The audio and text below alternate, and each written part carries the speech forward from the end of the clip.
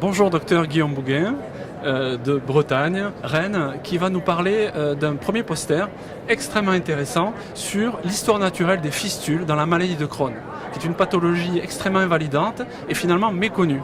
Alors docteur Bouguin, expliquez-nous un petit peu cette étude qui est une étude de Rennes. Alors bonjour à tous, merci Florent. Donc oui, on a fait ce travail en fait en population bretonne et c'était chez tous les patients bretons qui développaient une maladie inflammatoire de l'intestin entre les années 94 et 97.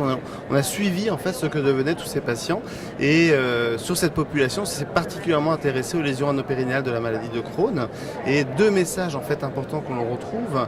Le premier en fait, c'est que c'est tous les patients qui vont avoir une maladie qui va toucher le rectum, cette partie terminale du côlon, vont avoir plus de risques de développer des lésions anopérinéales au cours de leur maladie. Et le deuxième élément aussi qui est très important, parce que comme tu l'as dit, dans les lésions anopérinéales, ce qui nous inquiète, c'est les fistules.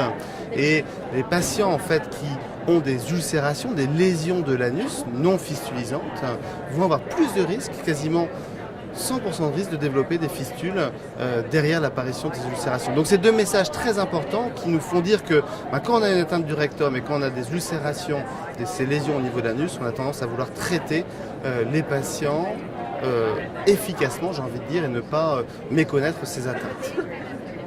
Tu veux dire, Guillaume, que des patients qui ont une atteinte ulcéreuse de l'anus ou du rectum sont des patients à haut risque qu'il va falloir traiter très tôt et peut-être plus fort que les autres. C'est ça, hein? C'est tout à fait ça.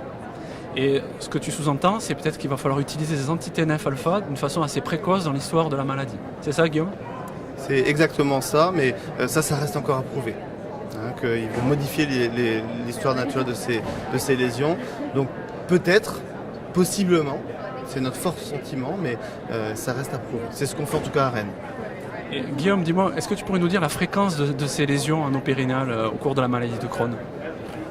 Ben voilà, tu vois ici, donc c'est un patient sur 3 en fait, donc c'est très important qui va développer ce type de lésions au cours de sa maladie. Dis-moi Guillaume, est-ce que ces lésions se développent d'emblée, dès le début de la maladie, ou est-ce que c'est quelque chose qui peut arriver au cours du suivi? Est-ce que c'est quelque chose qui menace les malades tout au long de leur histoire et tout au long de leur vie? En général, ce qu'on a observé, c'est qu'elles arrivent très précocement dans la maladie. Donc on a l'impression que ces lésions vont débuter, on va dire, dans les 3-4 premières années. Alors bien sûr, il y a toujours des patients qui vont pouvoir développer ce type de lésions très tardivement, mais globalement, ça arrive très précocement dans l'histoire de la maladie. Merci bien Guillaume.